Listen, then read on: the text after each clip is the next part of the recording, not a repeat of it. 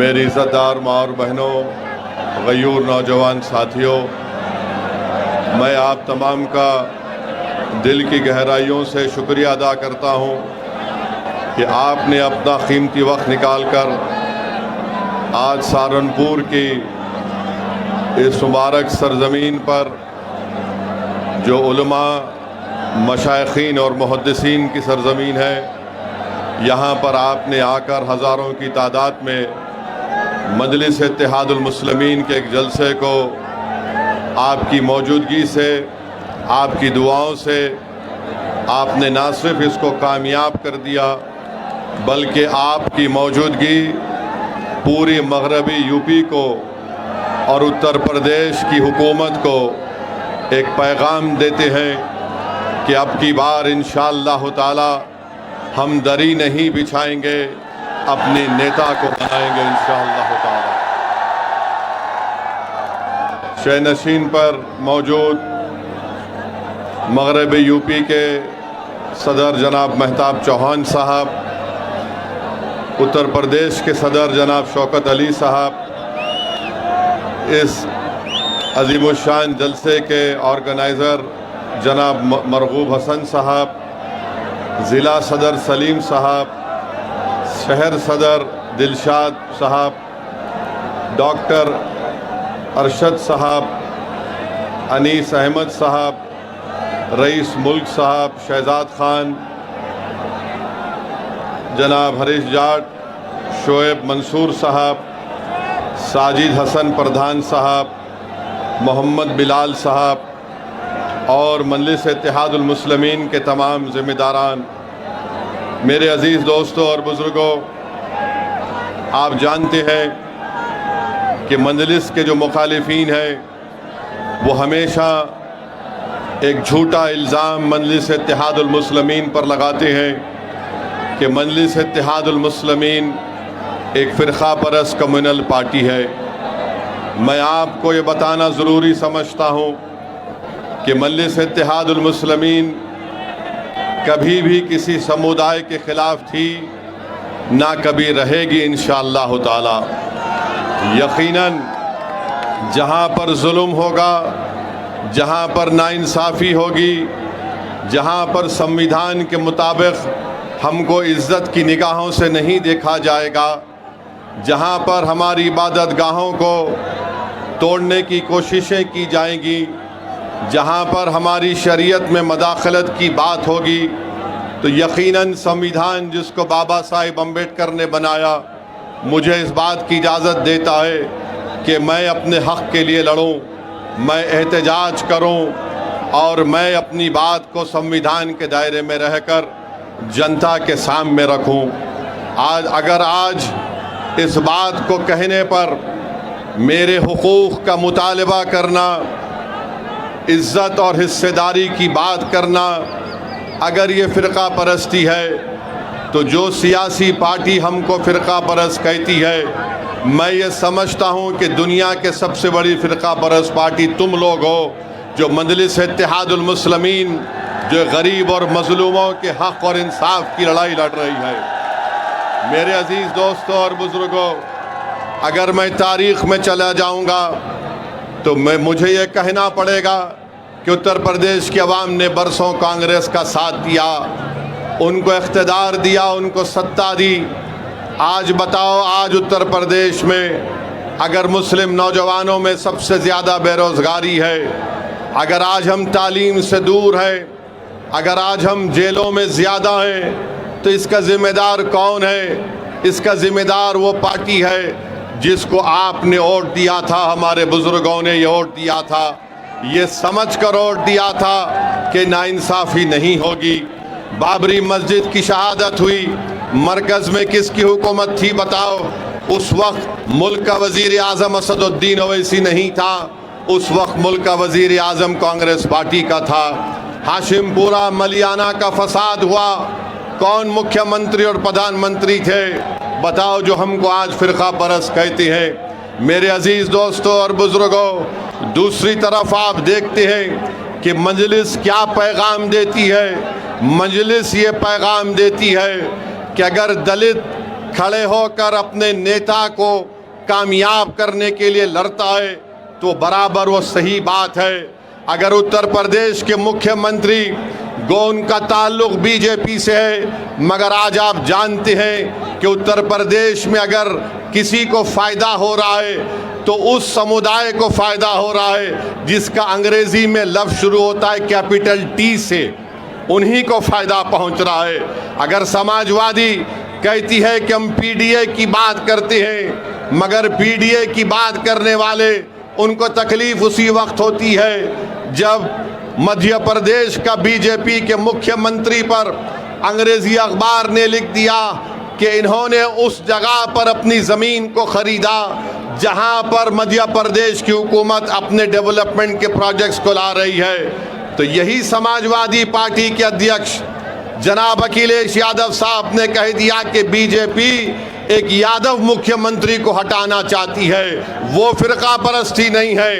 यही समाजवादी पार्टी जब वफ़्द का काला कानून नरेंद्र मोदी की हुकूमत पार्लियामेंट में बना रही थी, अखिलेश यादव की तकरीर आपके सामने है, सुन लीजिए यूट्यूब पे जाकर उन्होंने क्या कहा और क्या कहना चाहिए था। मेरे अजीज दोस्तों और बुजुर्गों, मुझे आप बताइए, अगर मैं संविधान के दायरे में खड़े होकर आज यहाँ पर कह रहा हूँ कि सहारनपुर में लकड़ी का काम मुतासिर हो गया और यहाँ से कारोबार जयपुर चला गया, तो क्या ये फ़िरका परस्ती है? क्या ये फ़िरका परस्ती है? बताओ, अगर सच्चाई को बयान करना फ़िरका परस्ती है तो खुदा की कसम अल्लाह जब तक मुझे जिंदा रखेगा मैं हक और सच को बयान करता रहूँगा। आप बताइए, एनकाउंटर होता है, बुलडोजर से घर को तोड़ा जाता है, कोई अपनी ज़बान को जुम्बिश नहीं देते, और जब हम कहते हैं तो कहते हैं कि माहौल को ख़राब करना चाहता है। अरे मेरे भाई, माहौल ख़राब जो कर रहा है, जो जुल्म कर रहा है, अगर जुल्म करने वाले को जालिम कहना फ़िरका परस्ती है तो तुम तैयार हो जाओ, हम रुकने वाले नहीं हैं, हम जालिम को जालिम बोलेंगे इंशाअल्लाह ताला। मेरे अजीज दोस्तों और बुजुर्गों, बिहार में पिछले साल चुनाव हुआ, मजलिस ने आरजेडी से कहा, कांग्रेस से कहा, हमारे अध्यक्ष अख्तरुल ईमान साहब ने खत लिखकर राजद के और कांग्रेस के नेताओं को लिखकर कहा कि हमसे समझौता कर लीजिए, हमको सिर्फ 6 सीट दीजिए, हम तुम्हारे साथ लड़ने को तैयार हैं। तो राजद और कांग्रेस के नेताओं ने कहा ये मजलिस फ़िरका परस्त पार्टी है, हम इनसे हाथ नहीं मिलाएंगे, इनसे बात नहीं करेंगे। आपको बताना ज़रूरी समझता हूँ कि हमारे 4 विधायक को राजद और कांग्रेस ने तोड़ लिया, इसके बावजूद भी हमने कहा चलो बीजेपी को रोकना है बिहार में, हम तुमसे हाथ मिलाने को तैयार हैं, मगर इन्होंने इल्ज़ाम लगा दिया कि हम फ़िरका परस्त है। किसी कांग्रेस और राजद के नेता ने कहा कि ओवैसी जानता है कि हमारे बगैर नहीं जीत सकता, वो कमज़ोर है, इसीलिए वो हमसे हाथ मिलाना चाहता है। मैंने उस वक्त भी कहा, बिहार की सरजमीन और सीमांचल की सरजमीन में खड़े होकर कहा, और आज सहारनपुर की मुबारक सरजमीन में खड़े होकर कह रहा हूं, मैं आज भी उत्तर प्रदेश में दोबारा बीजेपी की सरकार ना बने, मैं अलायंस करने के लिए तैयार हूं। मैं आपके दरमियान में खड़े होकर कह रहा हूं, मैं भी नहीं चाहता कि दोबारा बीजेपी की सरकार बने, मगर अगर ये सेकुलर अपने आप को बोलने वाली पार्टी ये कहेगी कि नहीं ओवैसी कमजोर है, वो जीत नहीं सकता, उसके पास सिर्फ एक वोट है, वो तुम है। वो क्या कहते हैं, तुम्हारे पास एक वोट है। बिहार में भी यही कहा था कि ओवैसी के पास एक वोट है, मगर याद रखो मैं ये जो हाथ बढ़ाया हूं ये कमजोरी की वजह से नहीं, बीजेपी को रोकने के लिए अगर तुम कमजोरी समझते हो तो याद रखो, ये हाथ जो आज दोस्ती की तरफ बढ़ा है, कल तुम्हारे गिरेबान के तार से भी खेलने तैयार रहेगा। और उस वक्त रोना नहीं जब नतीजा आएगा, अरे हाय हम हार गए। अरे तुम हारोगे अगर हमको साथ नहीं लोगे तो। और जो लोग कहते हैं कि इसके पास एक वोट है, क्या आप मेरे साथ हैं, मंजलिस के साथ हैं? क्या सहारनपुर की जनता मंजलिस के साथ है? क्या आप पतंग के निशान पर बटन दबाएंगे? सुन लो जालिमों, तुम कहते ना एक वोट साथ है, अरे ये वोट भी साथ है। और वो जमीन और आसमान का खालिक वो एक है, वो भी हमारे साथ है। तो तुम एक एक कहकर देख रहे हो, तुम एक एक हो जाओगे, हम हजारों की तादाद में आगे बढ़ते जाएंगे और अपनी सियासी लीडरशिप को बनाएंगे इंशाअल्लाह ताला। मेरे अजीज दोस्तों और बुजुर्गों, इसीलिए हम आपसे अपील कर रहे हैं कि चुनाव जब आएगा, चुनाव जब आएगा,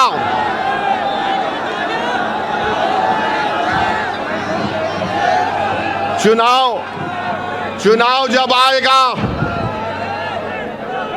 ये तमाम समाजवादी के लोग आपके पास आकर कहेंगे भैया को मुख्यमंत्री बनाना है,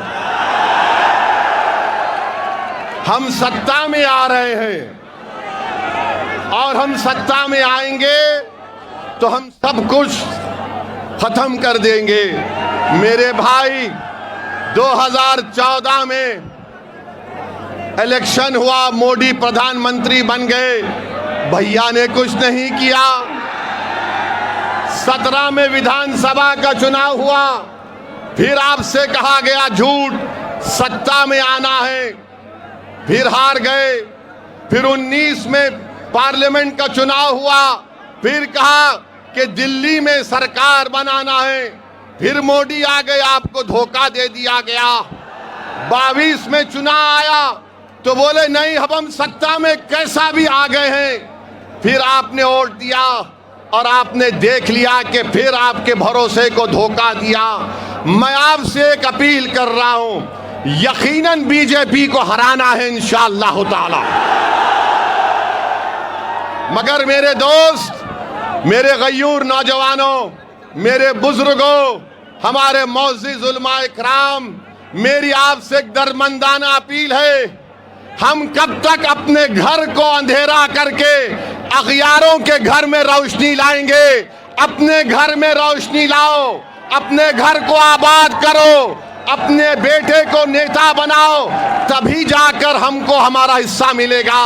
वरना याद रखिए, अगर हम सिर्फ वोट डालने वाली मशीन बन जाएंगे तो फिर कभी नाइंसाफी नहीं हो सकती है। जो लोग आज मजलिस को फिरका परस्त कहते हैं, मुजफ्फरनगर का कांड, 50,000 मुसलमान बेघर हुए, कौन था मुख्यमंत्री? ओवैसी थे या अखिलेश थे? आप बताइए। हम पर इल्जाम लगाती हैं। तो मेरे अजीज दोस्तों और बुजुर्गों, मेरी आपसे गुजारिश है कि यकीनन इंशाअल्लाह ताला चुनाव से पहले गठबंधन होगा, अलायंस होगा।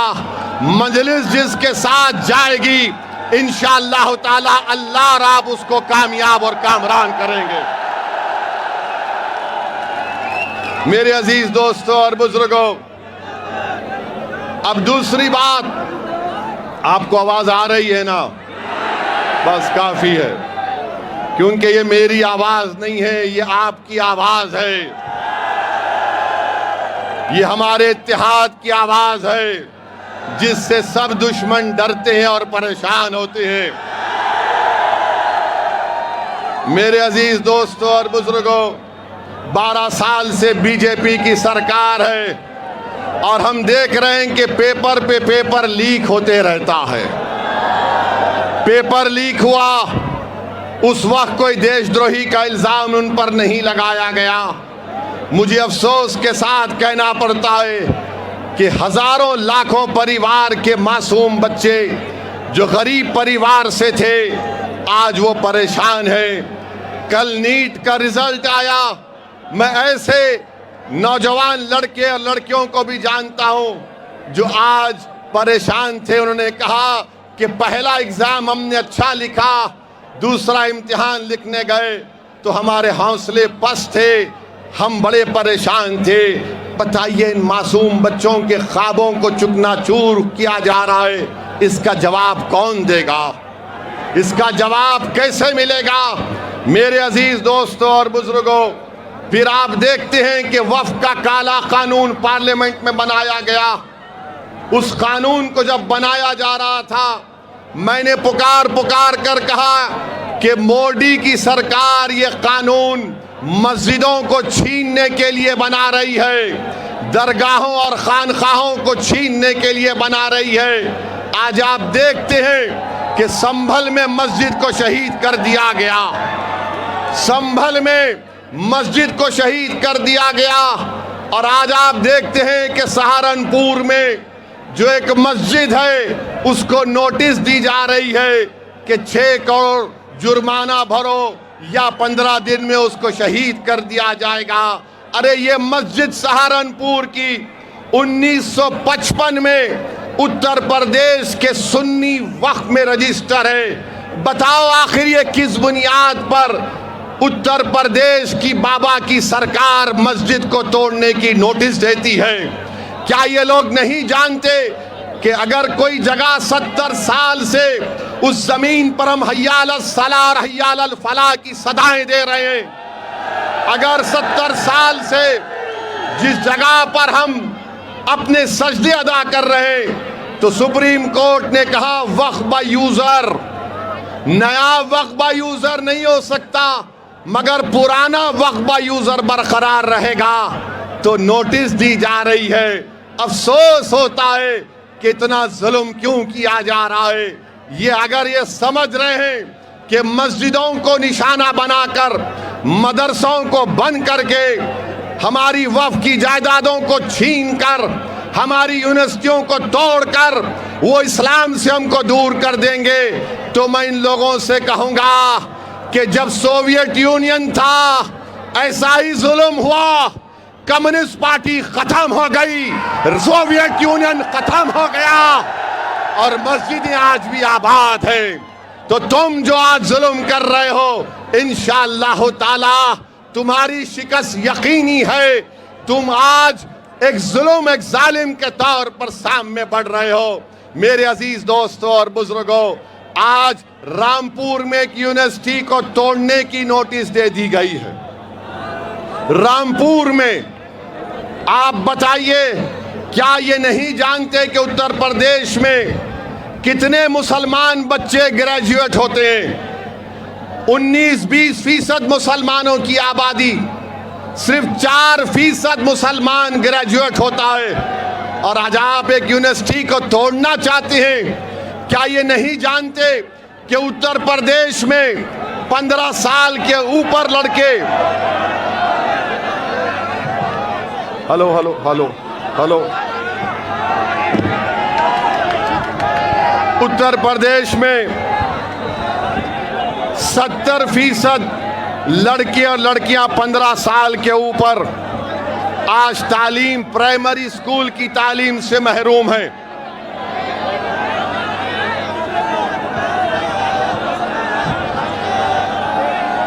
हेलो, चलिए चलिए, अब काम चलाएंगे, कोई बात नहीं, काम चलेगा।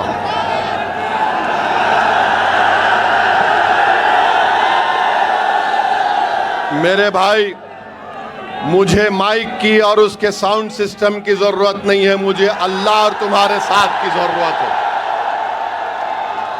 आप साथ दीजिए, हमको इसकी जरूरत नहीं है।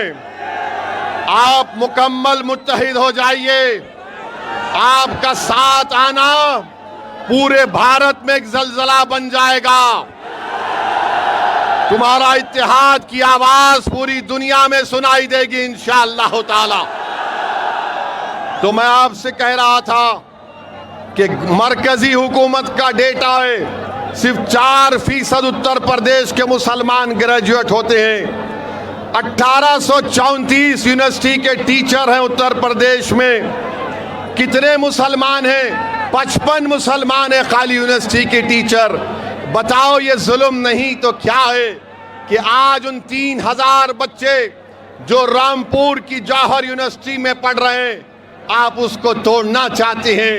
ये बात लोगों के सामने आ गई कि मस्जिद को रोकना है जाने से, मदरसे में नहीं जाना इल्म हासिल करने के लिए, हिजाब नहीं पहनना, सर पे टोपी दाढ़ी नहीं रहना, कॉलेज जाकर तालीम हासिल नहीं करना। ये हुकूमत बीजेपी आरएसएस का एजेंडा ये है कि हमको हर दरवाजा हमारा बंद कर दिया जाए। याद रखो, तुम्हारा जुल्म है, वो इंशाअल्लाह ताला खत्म होकर रहेगा और अल्लाह इंशाअल्लाह उसको खत्म करेगा। मेरे अजीज दोस्तों और बुजुर्गों, अब आप बताइए कि किसी शायर ने अच्छा कहा, जुल्म फिर जुल्म है, बढ़ता है तो मिट जाता है, खून फिर खून है तो टपकेगा तो जम जाएगा बाबा, टपकेगा तो जम जाएगा। मेरे अजीज दोस्तों और बुजुर्गों, हर एतबार से हमको निशाना बनाने की कोशिशें की जा रही हैं। मैं आपको बता रहा हूं, अभी हम यहां पर आ रहे थे तो किसी एक मीडिया के जिम्मेदार ने हमसे पूछा कि इतने मुसलमान विधायक हैं, इतने मुसलमान सांसद हैं उत्तर प्रदेश में, क्या उनको अब खुलकर नहीं बोलना चाहिए? मैंने उनसे कहा, मुझे उनसे उम्मीद नहीं है। मैं यहाँ पर सहारनपुर और उत्तर प्रदेश और पूरे भारत में इसलिए जा रहा हूँ एक दीवाने की तरह कि मैं अपनी मौत से पहले इंशाअल्लाह ताला आपको नेता बनाऊंगा, अल्लाह आपको कायद बनाएगा। मेरा मकसद यहाँ पर अपने लिए नहीं आया हूँ। तुम बैठकर इस कलम से अपने मुकद्दर के फैसले करोगे इंशाअल्लाह ताला। अल्लाह तुमको इतनी ताकत देगा कि तुम उस इत्तेहाद और सियासी क़ियादत के बलबूते पर इस कलम से तुम अपनी औलाद, अपनी नस्लों की हिफाजत करोगे। ये मजलिस इत्तेहादुल मुस्लिमीन का मकसद है। और कल मालूम हुआ कि आज संभल में उत्तर प्रदेश के मुख्यमंत्री अपने भाषण में ये कह दिए कि संभल के तुर्कों के बारे में उन्होंने बड़े ही गलत जुमले इस्तेमाल किए। मैं उत्तर प्रदेश के मुख्यमंत्री से कहना चाहूँगा कि बाबा, मुझे बहुत बुरी आदत है, मुझे बहुत बुरी आदत है और शायद जब तक जिंदा रहूँगा इंशाअल्लाह ये आदत बरकरार रहेगी। तो बाबा, आपने तुर्कों के बारे में कहा था, तो तुर्क का लफ्ज भी अंग्रेजी में आता है टी से। तो बाबा, आपके राज में तो खाली टी का राज है, बाकी सब तो कोई पूछने वाला ही नहीं है। और फिर ये कह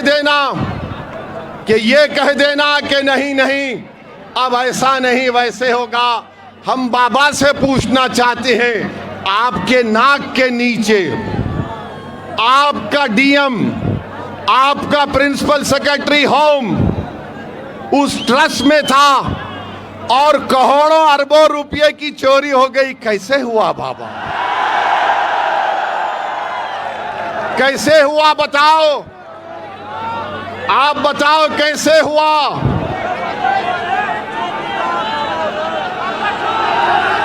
जोर से बोलो।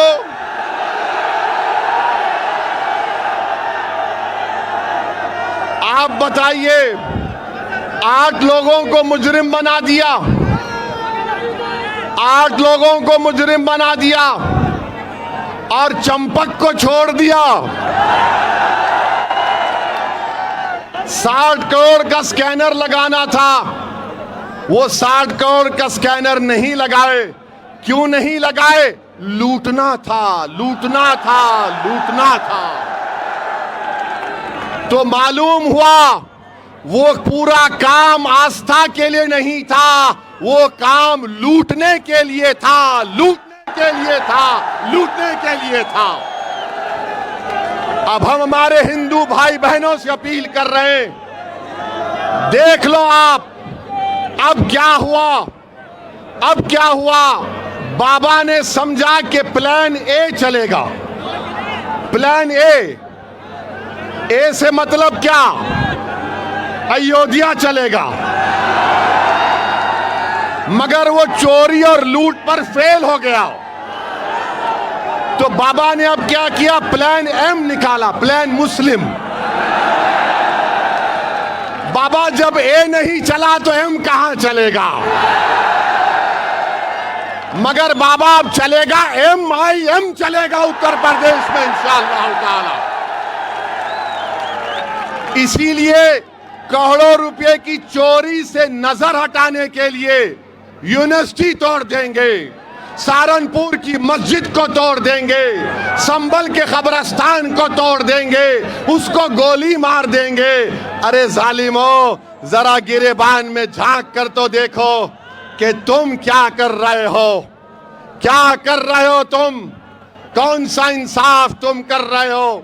मेरे अजीज दोस्तों और बुजुर्गों, हमको और आपको डरने और घबराने की जरूरत नहीं है। इंशाअल्लाह ताला हमारे बुजुर्गों ने चंगेज खान और मंगोलों और तातारियों के जुल्म को देखा, मगर अल्लाह ने हमको जिंदा रखा। इंशाअल्लाह ताला ये भी काले दिन छटेंगे, ये भी जुल्म खत्म होगा और हम इन जुल्म के बादलों को अपने इत्तेहाद की ताकत से हटाएंगे इंशाअल्लाह ताला। आप साथ देंगे ना मंजलिस का। मेरे अजीज दोस्तों और बुजुर्गों, मुझे बहुत कुछ कहना था, मगर क्योंकि ये साउंड सिस्टम लगता है बाबा की बी टीम बन चुका है, लगता है साउंड कंपनी वाला समाजवादी का है। मगर कोई बात नहीं, मैं फिर आऊंगा सहारनपुर को। और अब साउंड सिस्टम की जरूरत नहीं रही, क्योंकि हर दिल में अल्लाह ने एक साउंड को पहुंचा दिया, आवाज को। और वो आवाज क्या है, इत्तेहाद, इत्तेहाद, इत्तेहाद, इत्तेहाद। मेरे अजीज दोस्तों और बुजुर्गों, आप तमाम का बेहद शुक्रिया कि आप इतनी तकलीफ उठाकर यहां पर आए। अच्छा, अपना सेल फोन का लाइट खोलिए,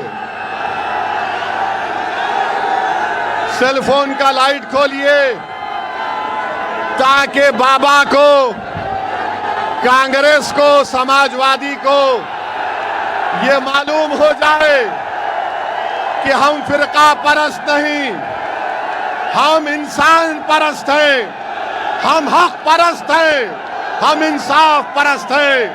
लगाओ मेरे साथ नारा, नारे तकबीर, नारे तकबीर, नारे तकबीर। भारत जिंदाबाद, भारत जिंदाबाद, हमारा इत्तेहाद जिंदाबाद, हमारा इत्तेहाद जिंदाबाद। आप तमाम से गुजारिश है कि पुरअमन तरीके से अपने घर को रवाना होइए और दुआ करते रहिए अल्लाह से कि अल्लाह हमको गालिब करे और कामयाब करे। अस्सलाम वालेकुम व रहमतुल्लाहि व बरकातहू।